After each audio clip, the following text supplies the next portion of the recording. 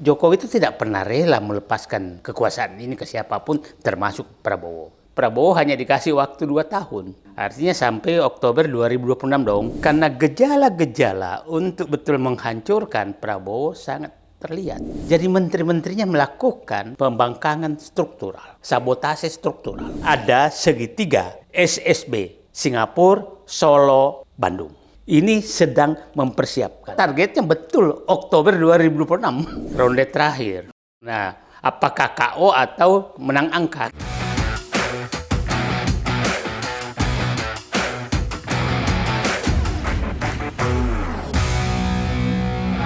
Kembali bersama saya di Abraham Samad Speak. Seperti biasanya netizen, hari ini saya menghadirkan tamu yang luar biasa. Ini sahabat saya, sudah lama nggak berkunjung ke podcast saya. Sibuk sekali dia ke sana kemari, ke kebun sawit, nggak tahu apa. Kita tanyakan lagu. Bun Said Didu, Assalamualaikum. Waalaikumsalam warahmatullahi wabarakatuh. Manusia merdeka. Bung Said, saya lihat ini videonya ke sana kemari ya. Masuk ke kebun sawit, pergi ke daerah tambang, keliling kelihatannya. Dan narasi-narasinya Pak Said ini mengagetkan saya. Kenapa mengagetkan saya? Seolah-olah yang saya tangkap akan ada kudeta terselubung dari dalam. Seperti begitu ya. Kudeta senyap. Oh, kudeta senyap. Istilah Pak Said kudeta senyap. Dari dalam sendiri. Senyap dan merayap. Oh, senyap dan merayap. Dan selama ini kan sebenarnya kita tahu betul ya bahwa Pak Prabowo itu kan satu kapal ya dengan kekuasaan lama. Ya. Pak Jokowi representasinya ada Gibran dan lain-lain sebagainya. Tapi hari ini ada hal yang mungkin tidak seperti biasanya lagi ya. Kalau saya lihat ya Pak Said ya, ada gestur pemerintahan yang tampaknya tidak seperti dulu lagi yang terjadi. Kepemimpinan itu mulai koalisi, mulai mungkin banyak orang bilang agak mulai tidak harmonis. Ya. Saya nggak ingin menggunakan kata retak ya, kurang harmonis mungkin. Mulai dilihat dari tempat duduk dan lain sebagainya. Apa yang sedang terjadi di Pak Said? Bulan Agustus lagi nih. Jadi kita harus ingat bahwa sebenarnya Jokowi itu tidak merasa terjadi penggantian rezim. Wah. Prabowo adalah kelanjutan Jokowi. Itu yang harus orang pahami. Menurut Pak Jokowi. Menurut Pak Jokowi dan dibuktikan kan begini. Dan dia berhasil membuktikan itu. Kita lihat pada saat Jokowi itu kan ingin 3 periode. Pada saat mau habis. Karena gagal maka pakai jalur Gibran yang dipaksakan. Okay. Jadi intinya Jokowi itu tidak pernah rela melepaskan kekuasaan ini ke siapapun termasuk Prabowo. Dan tapi bukankah dia mendukung Pak Prabowo waktu Pilpres? Ya, mendukung karena Prabowo milih anaknya. Oh. Iya. Oh, gitu. Nah, terus kita lihat ya, hampir semua orang-orang yang tokoh-tokoh yang menginginkan Jokowi 3 periode, itu kan dipakai Prabowo. Kita sebutkan nama lah. Siapa di antaranya? Airlangga Hartarto. Menko Ekonomi. Menko Perekonomian pada saat itu Ketua Golkar kebun sawit. Menanyakan petani sawit. Ya kan? Yang kedua Zulkifli Hasan. Ketua PAN. Ketua PAN. Yang ketiga Muhaimin Iskandar. Yang keempat Bahlil yang memberikan gelar Raja Jawa. Oh. Jadi orang-orang yang ini semua kuartet ya? Masih. Nah, dulu kan ada Nyala Mataliti juga sama menginginkan Bambang Susatyo ketua MPR saat itu. Jadi ini orang-orang ini Jokowi 24 karat semua gitu. Oh. Nah, Jokowi 24 karat dipakai oleh Prabowo. Nah, pada saat itu menteri-menterinya Jokowi juga 17 orang dipakai lagi Prabowo. Artinya saya katakan ini memang Jokowi berhasil bahwa ini keberlanjutan tiga periode sebenarnya. Gitu. Nah, berlanjut setelah itu masuklah Gibran. Di awal-awal Gibran tuh udah kayak presiden loh awalnya tuh. Bikin tempat pengaduan kan presiden wakil presiden gagal. Lapor Waspres. Nah, lapor Mas Wapres itu. Nah, jadi sudah seakan-akan presiden. Nah, semakin hari semakin kelihatan bahwa geng Solo, oligarki Parcok ini memang tidak rela Pak Prabowo sukses. Oke. Nah, dan saya was-wasnya benar bahwa apa yang dikatakan Dr. Koni bahwa Prabowo hanya dikasih waktu 2 tahun. Artinya sampai Oktober 2026 dong. Sebentar lagi berarti? Sebentar lagi. Nah, nah itulah kelihatan eskalasi kan tinggi sekali mendekati 2 tahun itu. Berarti di Agustus ini eskalasinya? Di Agustus eskalasinya. Nah, di sini Agustus ini menentukan. Apakah ini membuat sehingga orang-orang yang punya mall bangun pagar tinggi-tinggi? Nah, itu sinyal sama oleh mereka gitu kan, dan uji nyalinya tinggi sekali. Nah, uji nyali ini yang sedang berlangsung pada saat kita bicara ini. Kita nggak tahu apa yang akan terjadi. Nah, itulah Pak Abraham, saya mengatakan dulu kan ini ronde terakhir. Oke, ronde terakhir ya? Ronde terakhir. Nah, apakah KO atau menang angka gitu. Iya. Nah, tapi ini udah ronde terakhir. Kenapa saya ingin Jadi kritis ini ya? Sangat kritis. Jadi kenapa saya menyatakan ronde terakhir? Karena gejala-gejala untuk betul menghancurkan Prabowo sangat terlihat. Gejalanya sangat. Nah, kasus Febri Adriansyah jangan dipandang sebagai kasus korupsi saja. Ini kasus serangan geng Solo oligarki Parcok kepada pusat komando. Pusat komandonya Prabowo. Oke. Nah, pusat jadi Pak Said mau katakan bahwa kasus Febri itu sebenarnya serangan antara ke Pak Prabowo. Nah, ini sangat terbukti bahwa bukan hanya Febri dikejar. Karena pada hari pertama sudah muncul medsos bahwa emas digerbek di rumah Febri. Di rumah Febri ini bahwa itu miliknya Syafri Samsudin. Nah, hari kedua bahwa itu adalah tabungan Prabowo untuk 2029. Nah, itu ada di medsos? Ada di medsos. Bahwa tabungan Pak Prabowo? Ya, nah, 2029. Nah, setelah itu, dan saya amati, ternyata ini adalah memang jalur-jalur medsos, akun-akun yang terafiliasi ke geng Solo oligarki Parcok. Kenapa Pak Said tahu? Awal-awalnya itu ada Nusantaranya, biasanya ada Nusantaranya. Okay.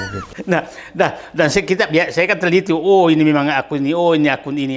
Karena Pak Said ini pemain medsos ya? Pemain medsos. Jadi kalau ada akun kayak itu, saya teliti, oh ini memang ini. Nah, itu muncul, tidak ada kaitannya sama sekali dengan, tapi dieksploitasi seakan-akan ini punya Prabowo. Nah, yang menarik, Bung Abraham saya kan tahu kan bekas anak buah Bapak Yudi yang penyidik tahu kan?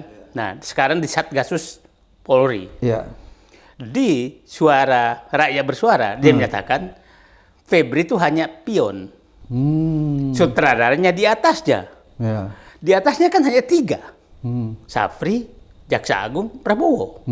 Artinya karena dia Satgasus, saya agak curiga ini ada apa ini kok langsung menyatakan Febri itu hanya pion gitu kan? Nah, banyak sekali orang yang menyatakan seperti itu, dan saya ketemu aktivis semua pencucian otak bahwa Febri itu hanya pion ini adalah banyak sekali. Sampai tadi malam saya jelaskan, saya kenal Pak Syafri, nggak mungkinlah melakukan itu.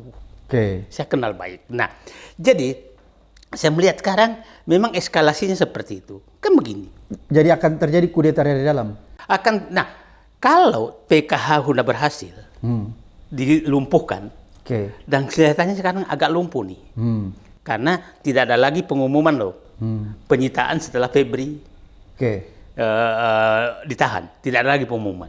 Saya bukan membela Febri. Yang saya bela adalah jangan kasus Febri Anda eskalasi seakan-akan itu kasus adalah kasusnya Syafri sama Prabowo sama Jaksa Agung. Itu saya nggak mau. Ya, jadi Pak Said ini bukan membela Febri. Febri tetap melakukan korupsi, tapi jangan dibelokkan. Jangan dibelokkan. Ini kan terjadi di pembelokan gitu kan. Nah, saya sekarang banyak sekali kan banyak sekali orang carmuk. Kalau saya muncul seakan-akan saya membela Febri, kan bukan itu. Jadi yang saya salahkan, kenapa kau belokkan kasus Febri menjadi kasus PKH? Jadi Pak Said mau disclaimer dulu bahwa tidak pernah membela Febri ya? Enggak, saya membela. Kita tetap lawan koruptor ya? Saya selalu membela siapapun pelawan koruptor. Dan saya menyatakan, lepas dari Febri punya kesalahan, tapi dia menunjukkan di akhir-akhir ini bahwa dia melawan koruptor. di tangan Febri lah sebagai ketua pelaksana PKH. Nah, tapi ini saya memberikan apresiasi, tapi bukan kasusnya lain lagi itu. Jangan. Nah, saya memberikan apresiasi kepada orang siapapun yang melakukan ini. Nah, harus publik paham bahwa Febri itu bukan sebagai individu loh di situ. Dia duduk ex officio sebagai Jampitsus. Jadi siapapun Jampitsusnya maka dia pelaksana tim PKH. Tim PKH gitu kan. Nah, jadi sekarang Jampitsusnya lain maka dia ketua pelaksana. Oke, kalau begitu apakah Pak Said melihat situasi sekarang, kan Pak Said di mana-mana saya lihat videonya itu bahwa ada situasi yang agak berbahaya tanda petik ya di akhir-akhir ini ya, bahwa mungkin akan ada sabotase kekuasaan. Kira-kira kita pakai istilah begitu ya? Saya apa istilahnya itu? Kalau saya menyatakan meminjam istilahnya Pak Jenderal Gatot Nurmantio, itu adalah pembangkangan struktural. Pembangkangan struktural itu adalah menteri-menterinya tidak melakukan apa yang diinginkan Prabowo. Coba lihat ya, penertiban tambang. Pernah nggak Bahlil bicara? Enggak kan? Penertiban hutan, pernah nggak Raja Juli bicara? Yang selalu muncul hanyalah Syafri Samsudin sebagai ketua pelaksana dan dulu Febri. Artinya ada pembangkangan terhadap program Prabowo. Kita lihat lagi, transfer pricing. Pernah nggak Menteri Perdagangan bicara? Nggak pernah. Bagaimana memberantas transfer pricing? Pernah nggak kita mendengarkan Bahlil cerita tentang bagaimana menertibkan tambang? Enggak. Jadi menteri-menterinya melakukan pembangkangan struktural, sabotase struktural. Nah, akhirnya Pak Prabowo sekarang seakan-akan sendirian. Dan dia hanya satu tangan adalah Syafri Samsudin yang melakukan itu. Tunggu dulu Pak Said. Bukankah orang kenal selama ini bahwa Pak Prabowo itu orang yang tegas, kuat, tentara, Kopassus, sehingga dia bisa melakukan tindakan-tindakan yang tegas terhadap tadi orang-orang yang Pak Said anggap itu pembangkangan dari dalam. Kenapa dia tidak melakukan tindakan keras? Saya melihat Pak Prabowo terpenjara tanda kutip bahwa bangsa ini bisa diselesaikan dengan kompromi. Paradigmanya Pak Prabowo mau kompromi. Mau kompromi. Nah, sementara yang mau dikompromi nggak pernah mau kompromi. Jokowi nggak mau kompromi. Kenapa Pak Said tahu bahwa dia nggak mau kompromi? Faktanya dia mengusulkan semua orang untuk jadi menteri. Orang-orangnya dia. Ya kan? Terus dia melakukan komunikasi politik terus dengan bermain politik, terus akhirnya nggak mau kompromi dong. Apa itu indikatornya bermain politik? Nah, contoh lah, menerima menterinya Prabowo di rumahnya kan itu pernah nggak terjadi dari 7 presiden? Iya. Pernah nggak terjadi bahwa dia menerima menterinya Prabowo di rumahnya dia? Apakah safari keliling juga itu bagian? Nah, itulah, jadi dia terus bergerak dan puncaknya kemarin Pak Bung Abraham. Kalau memang dia rela kekuasaan ini dikendalikan Prabowo, masa tempat duduk anaknya pun dikomentari? Apa yang dikomentari itu? Ya bahwa duduk anaknya tuh katanya harus ada aturannya, aturan protokolernya. Aturan protokoler kan ditetapkan oleh Sekap. Kalau dia bilang Gibran duduk di belakang sana boleh, nggak ada yang salah. Loh, anaknya, tempat duduk anaknya dikomentari gitu loh. Itu menurut saya, nah muter-muter seluruh Indonesia gitu kan, itu permainan. Jadi ingat kita ya Pak Bram ya. Jangan dulu Pak Said. Nah, berarti setelah Pak Jokowi ini mengomentari, memprotes tanda petik kedudukan tempat duduk anaknya, itu sudah mengindikasikan bahwa mulai ada keretakan di dalam. Kalau saya lihat, iya, itu sangat. Nah, kan Pak Said ini banyak kenal orang dalam kan? Iya. Ordal. Dan saya melihat, nah mudah-mudahan Pak Prabowo sudah menyadari bahwa ini simbol aku nggak mau diganggu lagi, maka aku kasih tempat duduk anakmu sebelah sini. Kira-kira. Iya. Nah, ternyata terpancing. Nah, kalau dia bijak ya diam aja lah, nggak usah komentari tempat duduk anaknya, gitu kan. Nah, jadi mulai ada keretakan menurut Pak Said. Saya melihat gini, kan ini sudah diganggu. Kasus gangguan terhadap PKH, Coba Pak Abraham, Ini gangguan. Jadi saya mau potong. Tadi Pak Said itu sempat ngomong-ngomong pernah di medsos, kayak ada skenario besar, ya, ada aliansi besar yang memainkan situasi ini, ada di Singapura, ada di mana, Jakarta, Bandung. Itu gimana? Tolong dijelasin kepada kita nih. Soalnya saya Pak Said buat apa itu? Clue-clue begitu. Kita bingung apa itu maksudnya gimana? Jadi saya melihat begini, karena ketidakrelaan Pak Jokowi kehilangan kekuasaan dinastinya, dan dia melihat Pak Prabowo sepertinya sudah menutup pintu untuk berpasangan 2009 karena tidak pernah ditanggapi apapun, gitu kan? Jadi menurut Pak Said tidak mungkin lagi berpasangan di 2029. Kan Pak Said dekat nih sama orang dalam. Nah, saya melihat tidak pernah. Ingat waktu dengan Pak Bram sama kita ketemu tanggal 30 Januari kan? Ya. Nah, kita akan nanya, Pak, apakah ada niat maju? Keluarkan kata-kata Pak Prabowo, jangankan maju. Jangankan cari pasangan, untuk maju pun saya belum tentu. Itu kan kata-kata dia. Jadi Pak Said menganggap bahwa 2009 ini belum tentu pasangan Pak Prabowo dan Gibran. Kalau saya sih kayaknya udah tertutup pintunya. Apa indikatornya Pak? Dia nggak pernah nanggapi, dan kalau dia mau pasangan nggak mungkin dia simpen digeser tempat duduknya lah. Gitu. Siapa tahu itu cuma sandiwara Pak Said. Nah, saya karena tidak pernah mendengarkan itu sama sekali. Okay. Nah, yang perlu nih kan, tapi masih ada faksi di dalam pemerintahan Prabowo ingin terus menjoinkan Prabowo, mengamankan Prabowo dari serangan Solo oligarki Parcok ini. Masih ada. Nah, siapa itu? Dan nah, sehingga saya melihat Solo oligarki Parcok ini melakukan gerakan, oke, kalau lu nggak mau aku bikin koalisi baru tanda kutip. Itulah keluar di Twitter saya menyatakan ada segitiga SSB, Singapura, Solo, Bandung. Ini informasi intelijen Pak Said? Banyak sekali informasi saya yang sudah dapat. Kan Pak Said ini dekat saya lihat sama kalangan-kalangan di dalam ya? Ya, saya merangkai saja. Kan Pak Baron sama saya kan tiap hari muter aja kemana-mana dapat informasi. Nah, dan tanda-tandanya sangat jelas. Apa tadi itu singkatannya? SSB. Apa itu? Singapura, Solo, Bandung. Oke. Ini sedang mempersiapkan. Nah, ingat, ada pelarian koruptor ada di luar yang dihakimi oleh Prabowo. Jadi mereka bersatu lagi nih. Koruptor-koruptor oligarki bersatu di Singapura, membuat poros baru. Singapura, Solo, Bandung. Nah, Bandung orang udah tahu lah, yang gaya-gayanya kayak Jokowi juga lah. Nah, mereka ini apa ya? Dia pakai kuda, pakai gajah. Dulu, ini A1 atau apa ini? Analisis? Biasanya analisis saya tidak terlalu ini, karena informasi saya banyak sekali tentang itu. Nah, dan boleh orang membantah bahwa itu tandanya sangat jelas. Apakah Pak Said ini baru datang dari Singapura sehingga membuat Twitter itu? Nggak juga. Saya ada teman di sana. Okay. Ada teman saya yang hampir tiap Jumat ke Singapura. Okay. Dan dia tahu apa yang terjadi di Singapura.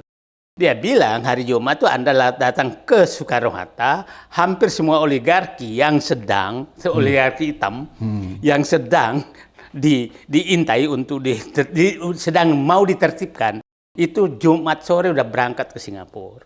Okay. Di Singapura mereka melakukan diskusi bagaimana menghentikan Prabowo untuk menyentuh mereka.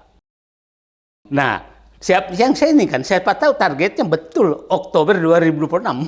Makanya eskalasinya di Agustus. Di Agustus eskalasinya mulai Agustus ini eskalasinya. Makanya kemarin ya pada saat orang menyatakan akan ada kerusuhan Agustus, saya kan keluar menyatakan itu bullshit.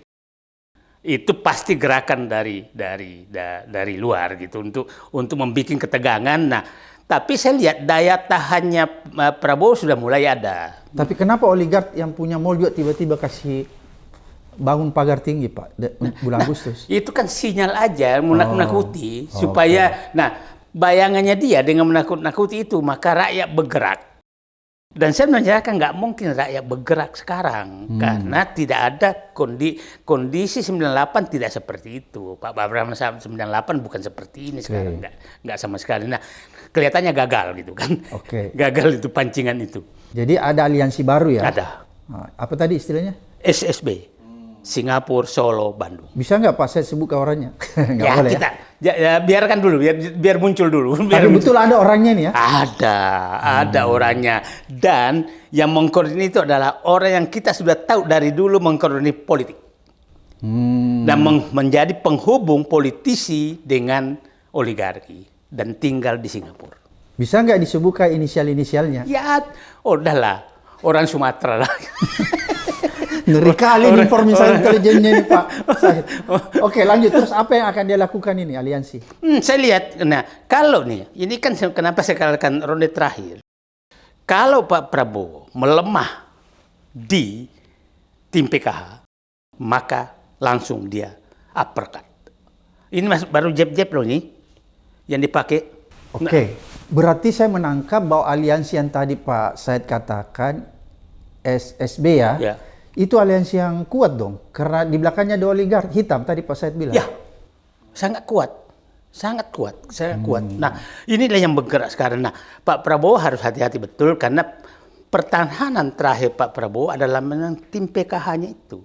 Dan malah saya inginkan Pak Prabowo tim PKH ini diubah menjadi tim penertiban sumber daya alam, bukan kawasan hutan aja. Oke. Pak Said, kenapa kalau menurut Pak Said, ini kan informasi dari Pak Said nih yang disebar di Twitter. Berarti saya curiga nih Pak Said juga mendapat informasi dari dalam. Berarti kalau begitu, apakah yang tadi Pak Said sampaikan ini sudah diketahui oleh Pak Prabowo? Saya yakin dia tahu. Saya dia yakin. Sudah melakukan langkah juga. Dan saya lihat dia tidak terpancing dan menemukan aparatnya langsung turun. Menko Polhukam menyatakan tidak akan ada terjadi. Agustus. Semua aparatnya ini kan yang perlu waspadai adalah kan beginilah. Pak Prabowo harus mewaspadai kalau masih ada faksi SOP di dalam pemerintahan itu sangat berbahaya loh. 98 itu tidak faksi. Jangan dulu Pak Said, kenapa kalau Pak Prabowo sudah tahu ada faksi SOP yang menggerogoti dalam, kenapa dia nggak berhentikan? Nah itu pertanyaan kita semua. Selalu jawabannya ini strategi. Tapi strategi terlalu lama. Akhirnya saya bilang, dulu kan saya menyatakan, Pak Prabowo saya maklumi strateginya bagaikan memakan bubur panas. Nah, tapi terlalu lama, akhirnya buburnya Pak Prabowo, bubur hambalang istilah saya, dimakan oleh SOP. Sekarang bubur hambalang ini dimakan oleh SOP. Dan SOP memakannya langsung di tengah. Bukan di pinggir. Nah, kenapa saya ditekan di tengah? Karena dia tahu pusat komandonya itu tim PKH. Pusat komandonya, maka dia langsung makan itu lewat kasus Febri. Masa dieskalasi lah terus seakan-akan ini adalah Safri Samsudin. Dan kita lihatlah, betul tiga ini menyerang PKH, Solo, oligarki dan Parco, menyerang PKH.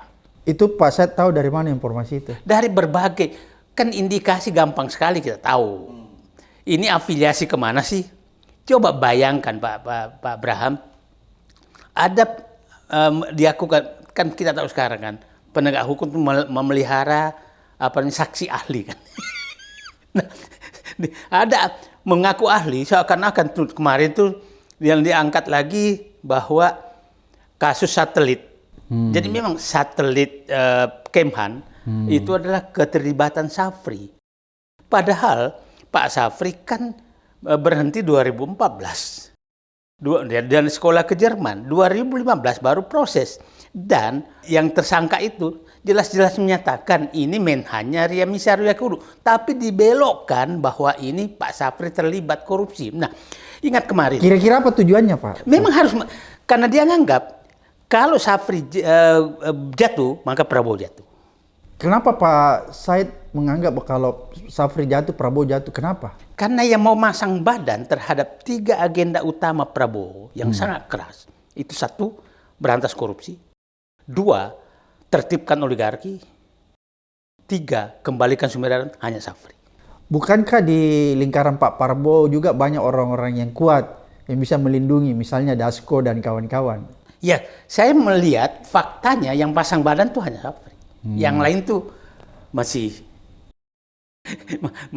oportunis juga gitu loh. Oke, jadi Pak Said mau katakan bahwa di internal ini sedang bergejolak ya? Ya. Bergejolak. dan gejolak ini dimainkan oleh yang tadi istilahnya Pak Said SOP. Ya, ya, SOP. Ya. Kemudian ada aliansi baru ya. yang Pak Said istilahkan dalam Twitternya SSB. SSB. Apakah menurut Pak Said kedudukan SOP semakin kuat karena adanya aliansi baru SSB? Saya melihat ini karena apa namanya Pak Prabowo kelihatannya sudah mengidentifikasi apa namanya SOP dan mungkin tahu orangnya siapa saja, maka bentuk aliansi baru dengan tujuan yang sama. Aliansi baru SSB itu. Oke, berarti kalau Prabowo sudah tahu Pak Said bahwa ada gangguan internal, apakah Pak Prabowo tidak punya rencana melakukan reshuffle bersih-bersih? Ya, itulah kalau sebenarnya Pak Prabowo kan sudah melakukan dulu sinyal dengan memasukkan Jumhur Hidayat. Yang jelas wakil panglima tim suksesnya Anies. Dan tidak ada masalah kan. Tapi kan memasukkan satu itu tidak berpengaruh apa-apa. Nah, dia harus melakukan reshuffle besar-besaran. Kalau Rocky Gerung kan menyatakan ini nggak bisa diperbaiki, harus diganti. Nah, diganti apanya nih? Kabinetnya. Nah, justru saya menyatakan Pak Prabowo tuh nggak punya kabinet, punya menteri, tapi menterinya Menteri Jokowi gitu loh. Belum punya kabinet. Nah, contoh Pak Abraham kita lama di dalam kabinet adalah untuk bekerja sesuai visi dan misi presiden. Oke. Faktanya Pak Presiden selalu kalau mau ngambil keputusan strategis itu kan memanggil orang-orang tertentu ke Hambalang, bukan di sidang kabinet. Artinya Pak Prabowo menyatakan juga kabinet saya nggak besar harap, walaupun dalam pidatonya memuji-muji terus. Menteri saya sakit-sakit apa segala gitu. Itulah Pak Prabowo tapi jangan juga bangga terlalu dipuji terus karena Pak Prabowo juga kan Dadan dulu dipuji kayak apa? Mau dikasih bintang jasa, Mahaput, semua lah yang mau dikasih. Kan dia ini juga kan. Nah, jadi itulah Pak Prabowo. Jadi maksud saya, nah masih teriak hidup Jokowi, tapi faktanya kan juga nggak seperti itu. Jadi sekarang Pak Said mau katakan Pak Prabowo sudah tidak bilang hidup Jokowi. Nggak, kalau saya melihat sih dia udah tahu bahwa lagi diserang. Tapi kenapa dalam setiap pidatonya itu tidak memberikan harapan kepada kita semua bahwa sudah ada pemisahan? Nah, karena saya lihat bilang gini, dia terpenjara itu selalu dikatakan orang ke saya, Pak Prabowo tuh mau rekonsiliasi nasional. Itu terus yang dikatakan. Nah, rekonsiliasi itu Pak Prabowo salah. Rekonsiliasi terhadap yang mendukung Prabowo. Ini bertepuk tangan. Pak Prabowo mau rekonsiliasi sementara Jokowi nggak pernah mau rekonsiliasi. Yang ada di kepalanya, Pak Prabowo kau adalah keberlanjutan daripada rezim Jokowi. Dan persiapkanlah dinasti Jokowi untuk ambil lagi. Gitu loh. Itu yang. Nah, jadi orang menyatakan Pak Prabowo harus rekonsiliasi sebentar dulu. Rekonsiliasi itu kalau yang sebelah sini mau. Dia kan nggak mau. Dia mau kau cuma duduk di situ sebagai keberlanjutan saya, gitu kan? Kenapa dia tidak melakukan rekonsiliasi kiri kanan? Misalnya tadi kan Pak Said bilang nih dia sudah melakukan rekonsiliasi terhadap orangnya Anies, memasukkan Jumhur. Kenapa kemudian dia tidak rekonsiliasi dan kelompok Ganjar misalnya sana? Itulah yang saya katakan. Ini bukan rekonsiliasi namanya. Oke. Karena tidak menyeluruh. Enggak menyeluruh. Nah, dibungkus dengan rekonsiliasi, padahal enggak rekonsiliasi, gitu kan? Nah, ini adalah apa ya namanya? Bagi-bagi kekuasaan di antara dia sendiri. Nah, rekonsiliasinya gimana? Kelompok Anies, kelompok PDIP, kelompok apa kan nggak ada rekonsiliasi kelompok Ganjar. Kelompok Ganjar itu kan nggak ada rekonsiliasi. Nah, malah orang-orang yang kritis terhadap dia itu seakan-akan apa namanya? Dipinggirkan. Tapi orang yang bekas memaki-maki dia karena satu gerbong, maka itulah seakan-akan kita ingat. Atau karena dia dijilat. Ya, karena dia jilat. Enggak, kan masih lengkap semua bagaimana maki-makinya Hasan Nasbi terhadap Prabowo. Bagaimana maki-makinya Samara terhadap Prabowo. Bagaimana maki-makinya yang lain terhadap Prabowo masih tercatat semua. Tapi direkonsiliasi. Tapi orang-orang yang selama ini mendukung Prabowo dengan idenya itu tapi tidak menjilat, maka dia. Jadi rekonsiliasi yang menurut saya istilahnya bukanlah menampung penjilat. Itu rekonsiliasi yang salah. Nah, padahal harusnya menampung orang yang ingin kritis untuk menjalankan program beliau. Jadi menurut Pak Said, rekonsiliasi yang dilakukan Pak Prabowo agak keliru. Ya. Karena dia mengakomodir lawan-lawan yang penjilat. Betul. Bukan lawan-lawan yang kritis konstruktif. Betul. Nah, itu kesalahannya dia. Nah, sebenarnya kalau dia melakukan rekonsiliasi mungkin mencontoh dulu pada saat Pak Harto ngambil kekuasaan. Rekonsiliasinya kan tinggi banget. Ya. Sampai bapaknya Prabowo yang dikejar-kejar dipanggil pulang. Itu kan rekonsiliasi yang sebenarnya. Orang-orang Bung Karno kecuali partai terlarang tidak juga dibuang. Itu rekonsiliasi. Nah, kalau ini kan lawan politik. Nah, rekonsiliasi adalah bukan rekonsiliasi, itu adalah penampungan para penjilat. Iya. Jadi di situ kekeliruan Pak Prabowo. Nah, saya nggak. Nah, itu mungkin juga Pak Prabowo nggak ini, tapi ini dibungkus. Pak, janganlah selalu menyatakan jangan kau pisahkan, itu rekonsiliasi sebentar dulu. Apakah rekonsiliasi atau Pak Prabowo memang ingin dijadikan semacam boneka daripada geng Solo? Kalau Pak Said melihat kira-kira apa? Saya melihat awalnya iya. Awalnya apa itu? Awal-awal pemerintahannya rekonsiliasi. Bukan, kan begini. Kita masih ingat, selalu teringat oleh saya itu tanggal 15 Oktober surat perintah Solo SPS 15 Oktober 2004. Ini Pak Said banyak sekali istilahnya. Terus sebelum ini berapa hari sebelum dilantik kan? 5 hari sebelum dilantik. 20 Oktober. Itu kan Pak Prabowo dipanggil tanda kutip Jokowi Pak Prabowo menghadap Jokowi di Solo kan. Yang ada di situ kan LBP Dasko. Oke. Dan saya dapat informasi supaya publik paham lagi bahwa memang ini Prabowo memang di awal-awalnya betul-betul tidak bisa ngapa-ngapain. Nah, awalnya pada saat itu kan kita dapat bocoran kabinet dan susunan kabinet kan bagus kan, hanya 32 menteri sebelum 15 Oktober dan nama-namanya keluar. Ada PDIP, ada macam-macam gitu kan. Ada Pak Said juga di dalamnya. Nah, kita orang yang dianggap Anies enggak lah kan. Nah, terus 15 Oktober datang ke Solo kan. Nah, publik paham bahwa itu adalah utusan geng SOP ke geng SOP 13-14 Oktober meeting di IKN. Hasil pertemuan itu yang ciri khasnya itu orang yang hadir di sana. Yang itulah yang dibawa LBP ke Solo. Nah, pesan mereka, Bapak harus panggil Prabowo. Jadi panggillah ke Solo, keluarlah susunan kabinet. Oke, jadi Pak Said mau bilang sebenarnya kabinet yang ada di Pak Prabowo itu adalah susunan kabinet yang sudah disiapkan. Ya. Dan bukan keinginan Pak Prabowo. Kira-kira begitu? Ya, itulah simbol rekonsiliasi dan menyatakan menang.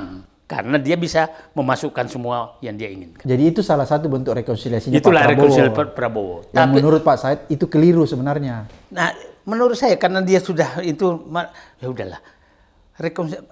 Kalau memang ada yang perlu diterima kasih ke Jokowi, sudah cukup dapat anaknya wapres. Yang jelas-jelas melanggar banyak hal, terus dapat menteri sudah 2 tahun. Cobalah, menteri-menteri Jokowi pernah nggak sih muncul Pratikno membela Prabowo? Menko kan? Iya.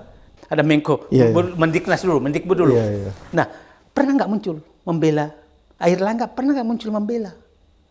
Artinya kabinet Prabowo ini memang seakan-akan menjerumuskan Pak Prabowo karena dia nggak pernah keluar. Prabowo bertarung sendiri. Jangan dulu, ini kata-katanya Pak Said perlu digali nih. Tadi Pak Said bilang kabinet ini seolah-olah melakukan sesuatu ingin menjerumuskan Pak Prabowo. Ya. Apakah salah satu yang dia lakukan itu memberi masukan dalam pidato sehingga Pak Prabowo selalu kalau dalam pidato menimbulkan pro kontra di masyarakat? Ya. Jadi caranya membawa Prabowo jangan kasih informasi karena dia udah tahu sekitar Prabowo informasinya salah terus, maka dia nggak ngasih informasi. Oke. Dia nggak mau bekerja. Nah itu kalau umpamanya begini, kasus umpamanya penelitian tambang, Bahlil muncul dong membela Prabowo apa yang dilakukan, nggak pernah muncul. Tapi bagaimana dia mau muncul dan memang dia yang bagi-bagi selama ini. Oke, Menarik nih, maksudnya ada permainan dari dalam, dugaan Pak Said bahwa kabinet ini melakukan sesuatu manuver dari dalam untuk menggembosi. Apakah ini, saya coba membayangkan, apakah ini nanti ujungnya Pak Said tidak seperti yang terjadi ketika Soeharto mau jatuh, tiba-tiba menteri-menteri yang pendukung apa tuh SOP tadi, SOP, itu tiba-tiba mengundurkan diri nanti. Ini lebih parah. Untuk menggembosi. Lebih parah karena Pak Harto itu jatuh karena sekaligus kehilangan 4 kaki. Kaki pertama birokrasi, birokrat. Itu di Ginanjar Kartasasmita langsung menyatakan tidak mau jadi kabinet. Itu kaki pertama. Kaki kedua, kaki politik. Harmoko sudah menyatakan tidak lagi dapat dukungan. Bayangkan ini 2 loyalis yang sangat tinggi penjilat ini. Nah, kaki yang ketiga yang langsung hilang adalah kaki tokoh-tokoh yang dianggap membantu tim reformasi yang dipimpin Nurholis Majid. Menyatakan juga nggak mau.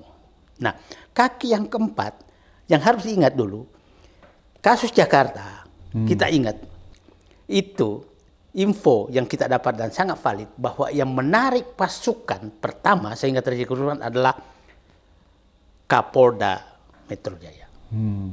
Terjadi kekosongan pasukan 6 jam. Baru pada saat itu Sapri Samsudin Komandan Garnisun kayaknya tidak tahu bahwa terjadi kekosongan. Artinya kaki 4 sekaligus. Nah, sementara saat itu tidak ada sama sekali faksi di dalam pemerintahan. Tidak ada faksi pun bisa terjadi. Sekarang apalagi ada faksi. Jadi ini bisa terjadi? Sangat memungkinkan terjadi, apalagi oligarki disentuh. Apalagi tadi Pak Said bilang menurut informasinya sudah ada rapat di Singapura. Kalau itu betul kan? Ya. Nah, sebenarnya saya ingin mendalami ini Pak Said, tapi Pak Said belum mau terbuka. Saya ingin mengorek siapa sih aktornya ini.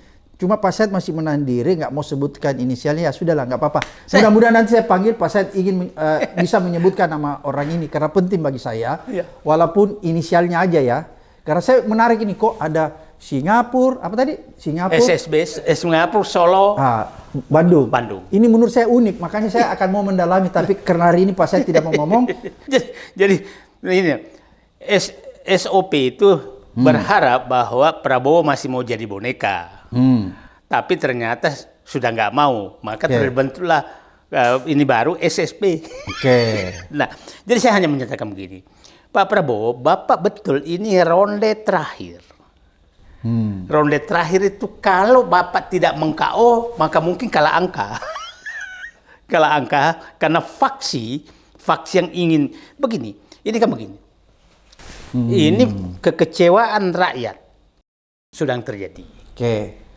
Partai politik Pak bunglon semua. Pak Prabowo harus sadar itu. Bunglon semua itu. Apalagi udahlah. Dia hanya kekuasaan aja kok itu. Memang percaya Golkar bisa loyal? Enggak lah. Memang percaya PKB bisa loyal? Enggak lah. PAN apa lagi? PKS aja bisa lompat-lompat apalagi. Nah, ini jadi PKS juga bisa lompat-lompat. Nah, awalnya saya bilang partai dakwah. Partai dakwah ternyata partai loncat indah juga gitu. Nah, Pak Prabowo terus kakinya apa Pak Prabowo? Oligarki Bapak hajar. Terus teman Bapak siapa? Apakah Bapak Parcok? Apakah Bapak sudah kendalikan? Faktanya Bapak tidak bisa sentuh sampai sekarang. Tapi kan Pak Prabowo katanya punya militer, punya hijau. Punya hijau. Apakah hijau betul 100%? Belum tentu loh. Nah, jadi saya jangan sampai salah hitung kekuatan. Jangan dengarkan ketua parpol. Ketua parpol itu hari ini A, besok B. Coba ingat. Tadi kemarin Zulkifli Hasan. Untung kita punya Prabowo. Padahal pada saat Jokowi, untung kita punya Jokowi, maka Jokowi harus 3 periode. Percaya orang penjilat itu. Nah, udah bunglon, saya bilang. Bunglon semua. Nah, Pak Prabowo. Apa bedanya bunglon dan penjilat? Nah, bunglon tuh panjang lidahnya juga. Jadi bisa berubah warna dan bisa menjilat. Itu lebih parah.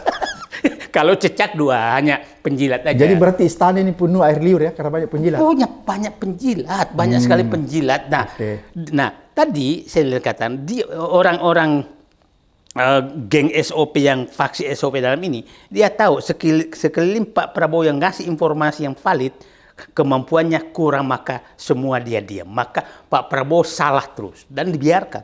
Ada nggak menteri yang keluar membela kalau Pak Prabowo salah? Nggak ada kan? Ada Hasan Nasbi. Ya itu kan maki-makinya kepada Prabowo lebih parah. Ada yang pasang badan Hasan Nasbi sama siapa itu? Kodari. Nah, tapi kan dia pasang badan ke siapapun. Oh, begitu. Nah, jadi sama siapapun. Ke siapapun. Nah, yang saya mau uji ini adalah orang-orang ini yang dapat jabatan dari Prabowo sebenarnya itu membela nggak dia? Enggak tuh. Enggak. Menarik apa yang disampaikan Pak Said, tapi ini satu saya akan mau tagih Pak Said supaya tidak menimbulkan persepsi. Nanti berikutnya Pak Said harus menjelaskan inisial SSB. Kan? Nah, kalau hari ini belum mau, nanti berikutnya. Apakah SSB itu kan ada di dalamnya oligarki? Ada. Apakah oligarki ada di dalamnya? Kasih clue nih saya. Apakah ada oligarki yang pernah lawannya Pak Said di PIK, misalnya gitu? Nah, itu saya pikir hampir semua lagi bersatu kok, lagi bersatu karena. Nah, jadi kelihatannya menurut saya ini mau mengelabui, tapi kan kita juga punya membaca duluan. Cuma jangan kita buka dulu supaya keluar semua ini. Siapa aja. Janji ya, berikutnya janji, dibuka. Oke. Terima kasih Pak Said. Mudah-mudahan apa yang disampaikan ini didengarkan oleh masyarakat agar supaya orang tahu apa sih yang sedang terjadi. Dan tetap waspada, kira-kira gitu ya. Tetap waspada di bulan Agustus ini karena tadi Pak Said katakan bahwa ada eskalasi. Kira-kira seperti itu ya. Mudah-mudahan mencerahkan, mengedukasi. Sampai ketemu di episode berikutnya di Abraham Samad Speak Up.